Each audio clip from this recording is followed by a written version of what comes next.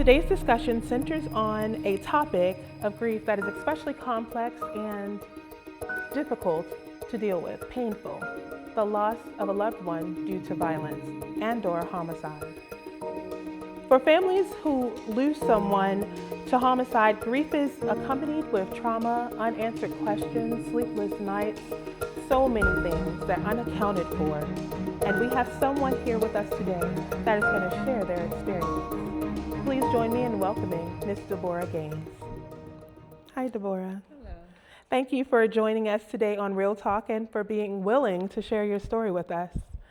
Thank you for having me. I know it takes a lot even to get here on today, let alone to talk about what brought you to Roberta's house. But we know that this will benefit many of the listeners, and we know that your journey has a lot to contribute to our listeners. So we really do appreciate you being here. Thank you. Okay, thank you.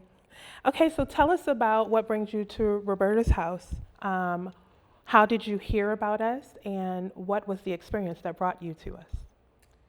My son, unfortunately, was murdered on August the 31st, 2022, while he was at work. And as I was going through my process, my detective indicated that or encouraged me to attend Roberta's house. He told me to attend when I was ready, but it would be something very beneficial. And how long did it take you to connect? I could not get through. You could, okay, so you tried and tried. But when I reached out to him, he was able to get me connected that same day. So, yeah. Okay. Tell us a bit about your son. What's his name, and how old was he when he was taken from you? Julian Frew, 19 years old. 19. And tell us a bit about Julian. He played football all 4 years of high school. He just graduated from high school, and he just was at his job. It was his first job at the high school. And we were looking forward to, he was murdered on a Wednesday. That Friday we were supposed to go to one of the trade schools. He wanted to take up HVAC. And so what is it that you were, and I know can be difficult to rethink or bring back to mind, but what is it that you were experiencing at that time? What emotions and things were going through your mind? Very numb, feeling like it was so unfair, undeserving. I felt like if he was like a menace to society, then I could quite understand it. But he wasn't that type of kid or young man. So it was devastating. He is my youngest son. And how many children do you have? 4. 4, okay. He's the baby. He's the baby, okay. And yeah, and so with this type of loss, I can imagine the difficulty, it feeling impossible or not even real at times. Yeah, I applaud you for your bravery. Thank even you. in being here today. That in itself is just a huge accomplishment. Thank you. You joined Roberta's house and not only completed one session with the Homicide Survivor Advocacy Program, you actually went back and cycled again. Yes. Tell us a bit about your entry into the program and then what your expectations were when you first started going in. To be honest, I didn't really know what to expect. No one close to me had ever gone through it. Okay. Or at least no one shared. So I had a few girlfriends that experienced it, but I wasn't quite sure of the whole process of losing a child. It's one of those experiences that you don't know how to help a person unless you went through it yourself. So when I started at Roberta's house, the class I was taking was on Tuesday evenings, and I would just cry every Tuesday. And the facilitators tried their best, I'm gonna say that. Tried their best to understand, but if you have never lost a child, you'll never understand I felt in that first group that many of us were angry. Angry, yes. So we didn't make connections within our group that time. I feel we were angry and just was there to share. And it was good to have a place to just share. I didn't share a lot. I was just angry. I remember one of the facilitators offering the class again for, I believe it started in January. And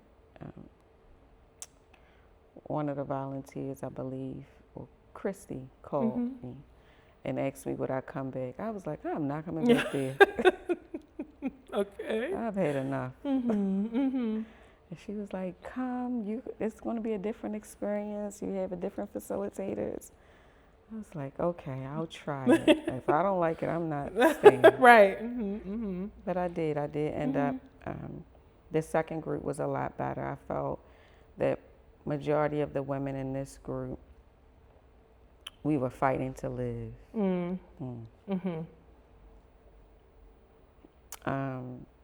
And we made connections. We still stay in contact to this day. So Wonderful. That's been 2 years ago. Yeah. And most of us lost a loved one that year. Well, the 2022 year. That group was a lot of us sharing and encouraging each other. We were trying to help each other through. At the end, we all exchanged numbers, and like I said, we just stayed in connection. Yeah. Yeah. Continuing that support. Yes.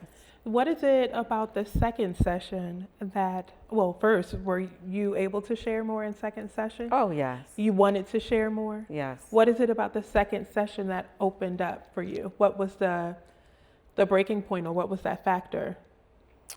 I really feel that when I first lost my son, I didn't know if I wanted to live. So I was, it takes a mind shift. People think it's time, but it's not time. It's definitely a shift. And just accepting the new normal. Even in that is hurtful.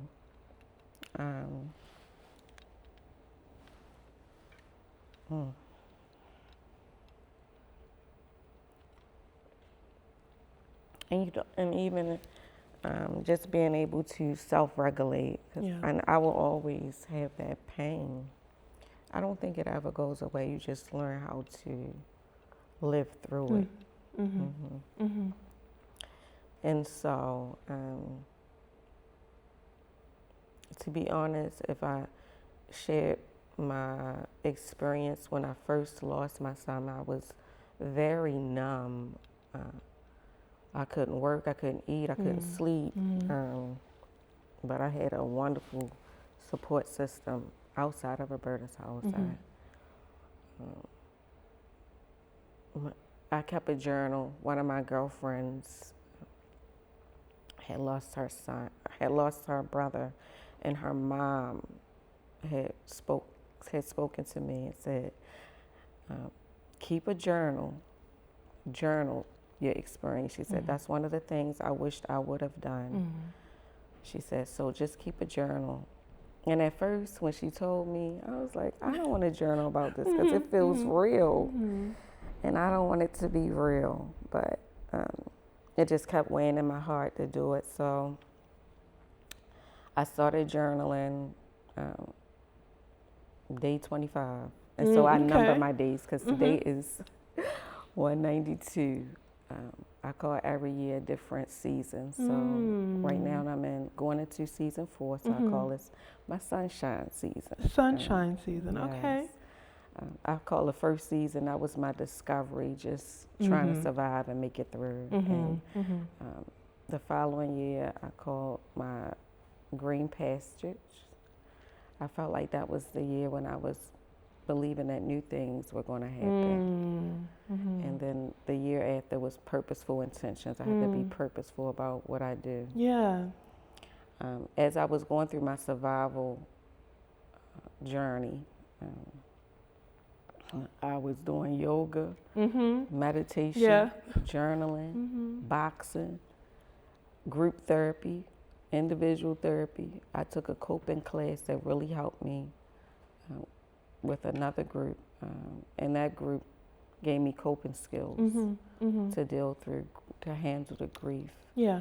And so sometimes in class I would try to share what I was learning from somewhere else to just help us with our toolbox of coping. So, yeah. Yeah, and it sounds like you've come a very long way. I think you naming the seasons is extremely helpful. Do you use that? Well, you're now a volunteer with Roberta's house.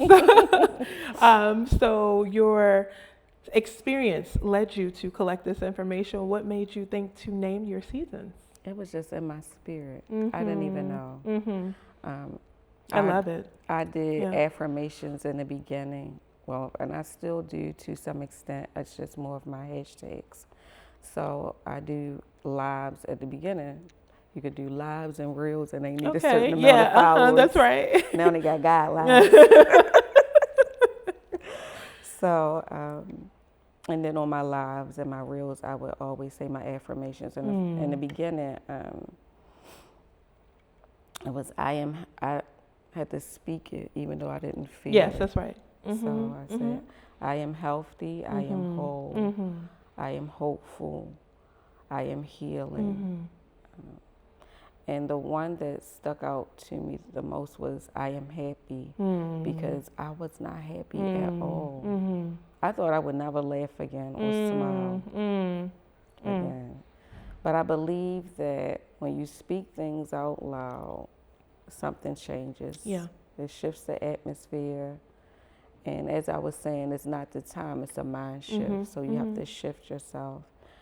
I remember a lady asked me, how did you get to this place of healing?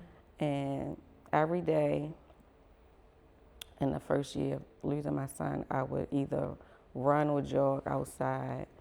And even when I cried, I still went crying and running, jogging and crying, walking and crying. I still went. And two questions came to my mind. Is this helping you or is this hurting you? Is this healing you or is it harmful? And so I just had to keep asking myself that, because it's so easy to get stuck. And it takes work. Yes. Daily work. Moment by moment. People say it's one day at a time. You can have a lot of things happen in one day.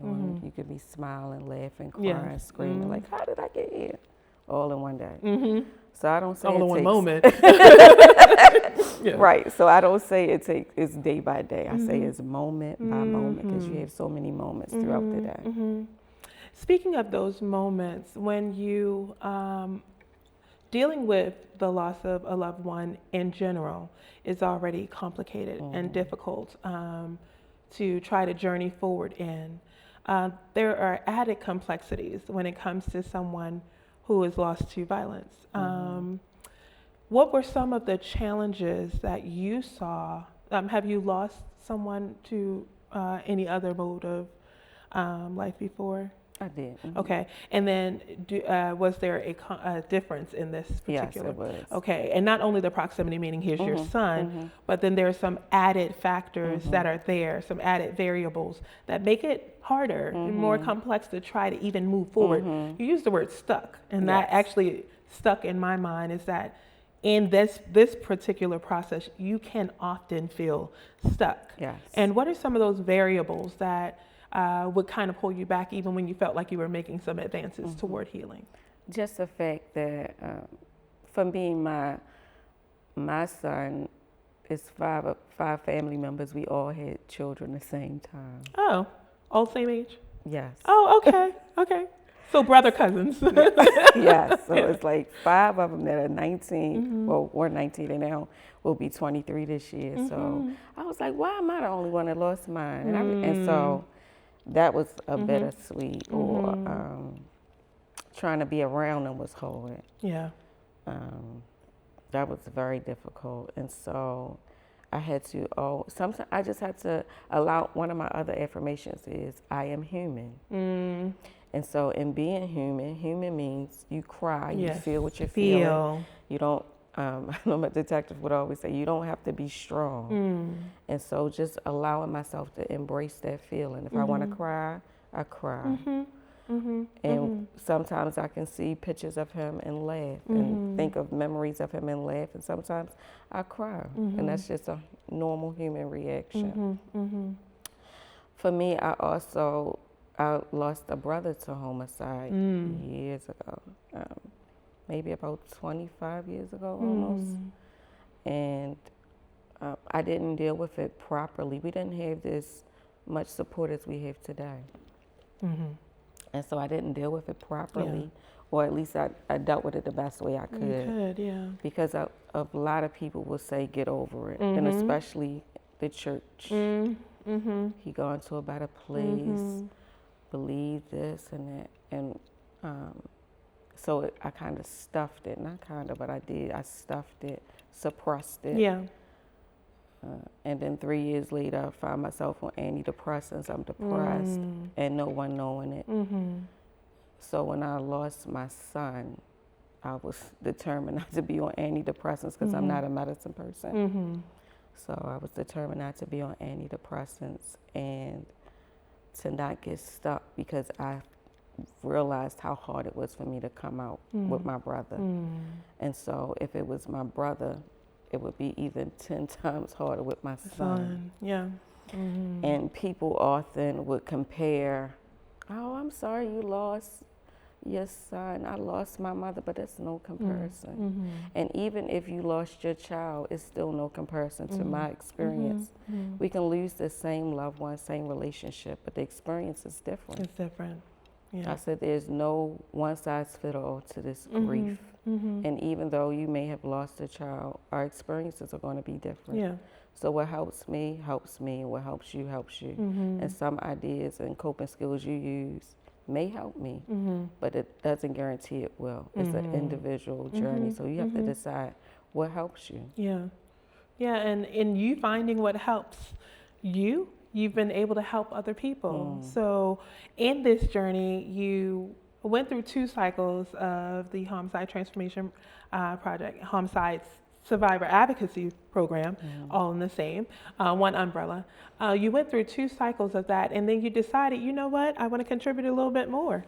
So you became a volunteer. What made you want to take that step in this process? So in my healing journey, I had 4 journals that I made. And then that you made? Yes. Okay. Yes. And so they're on Amazon. Okay. But so in that journey, my last journal was I am grateful. And so that was another part of my healing, just being grateful day by day. And sometimes you don't know what to be grateful for. And so I remember just recently someone lost a child, and I wanted to go to the service to give her some encouraging words. And one of the things I said, in the beginning, all you can do is breathe. Just do that. And so I went from breathing to living beyond breathing. And one of the things that was like nudging me in my spirit was to give back and to help others. If you see me making it, you can make it too. It's a long journey, it's a hard journey, but it's doable. And so I wanted to give other people hope that if I can make it, you can make it. I love that. I love that. And tell us a bit where we can find your journals. You said on Amazon, but tell us how we would actually find that, because we want to support you also. Thank you. It's under Deborah Gaines. 2 of them are WTF. One is Embrace the Moments, and the other one is I Am Grateful. Okay, all located on Amazon, so God and support her. Thank you. And thank you for using your experience, as painful and as difficult as it is, using your experiences to pour out and create a helping experience for the next person. So you currently volunteer with our PG County Yes. location. So now in our communities that we go out to and Prince George's County locations. Tell us a bit about the groups that you help out with there. So last year was in person, Mm-hmm. and I feel it was very beneficial. Not that it's not now, but last year was more intimate. Mm-hmm. Mm-hmm. And so That's when I joined you guys. yes. And so listening to everyone's story and hearing them express their pain and how they make it through. And I just share how I made it, and I say, this may or may not help you, but you have to try something. We don't know what works. We don't know our triggers. Some triggers are known, some triggers are unknown. You don't know it until you experience it. But you just do the best you can. I told them how I went through my journey, and I even shared my journals with them. I signed some journals and gave them some journals. And so it's been wonderful. It felt good to know that I was encouraging and helping somebody else. Yes. And they always said, thank you, Miss Deborah, for coming. And so that really helped me. So it's like a two-edged sword. I'm healing, and we're healing together. Yeah, together. Because it's an ongoing journey. It doesn't stop. Yeah, that's absolutely true. The journey never stops. You continue day after day. Like you said, we continue to live the new normal and readjust to life without our loved one. Yes. What that looks like. I want to just share that I had the pleasure of seeing Deborah in action with one of our groups in PG County, and they absolutely love you. Oh, thank you. You have I guess it's probably due to the experience, but you have a magic touch when it comes to connecting with them. And in this particular group that I joined, there was someone who she was more reluctant to share. And you actually opened up a door for her to begin to share. She felt more comfortable in your hands, I guess you can say that. And we want to thank you for that. And thank you for your contributions to what you give to Roberta's house. Thank you. So thank you so much. Continue to give. Continue to give and continue to pour out, the healing portion that you have for many people. Thank you. If you were facing someone right now who a mother who's just lost her child due to violence right now, she's now going through those emotions that you shared with us earlier. She's in that space. She's kind of feeling a bit hopeless right now, but knowing that she needs help. What is it that you would say to her today that could help her to move forward in that healing journey? Embrace your moments. Feel it. Don't stuff it. Let people in. Don't isolate, because it's so easy to get stuck. I don't even want to say think of all the times you had with the person, because it's still hard. But I would definitely say let people in until you're able to do for yourself. It's so hard to maneuver. A lot of people would say, call me if you need me. But when you lose a child, you can't even think clearly. That's a misconception that we've learned, that people will call you when they need you.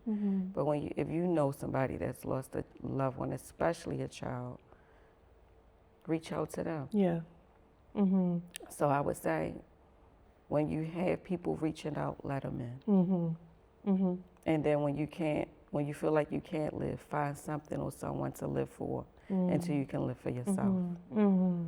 Because for me, it was difficult. And I had other kids, even though they grown, or my kids are grown. My other son said, I can't live without you. Yeah. And when he said that, it was like something awakened in me. So for a while, I was just living for my children until I could live for myself. That's right, yeah. So I would say just breathe. As long as you're breathing, you're making progress. It's the breath. The breath. That is very powerful.